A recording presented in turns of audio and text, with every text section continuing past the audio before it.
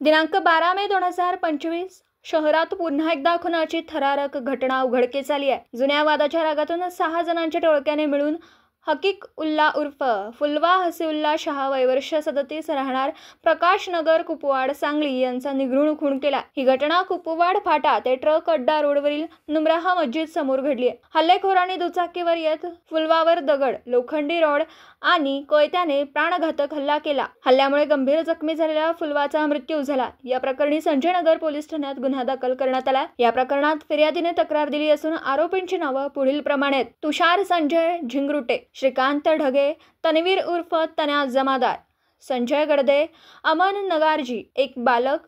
या आरोपींनी पूर्वी झालेल्या वादाचा राग मनात ठेवून खून केल्याचं पोलीस तपासात उघड झालंय। पोलीस अधीक्षक संदीप घुगे यांच्या मार्गदर्शनाखाली संजय नगर पोलीस ठाण्याचे सहाय्यक पोलीस निरीक्षक किरण स्वामी व गुन्हे प्रकटीकरण शाखेच्या पथकाने तपासाची चक्र फिरवली। गुप्त माहितीच्या आधारे पोलिसांनी आरोपी तुषार झिंगरुटे व श्रीकांत ढगे यांना मिरज रेल्वे स्थानकावरून ताब्यात घेतलं। तसेच आरोपी तन्वीर उर्फ तन्या जमादार याला कसबेडिग्रज स्मशानभूमीजवळून अटक करण्यात आली। आरोपींनी गुन्ह्याची कबुली दिली असून उर्वरित आरोपींचा शोध सुरू आहे। संपूर्ण प्रकरणाचा अधिक तपास सहाय्यक पोलीस निरीक्षक किरण स्वामी करीत आहेत।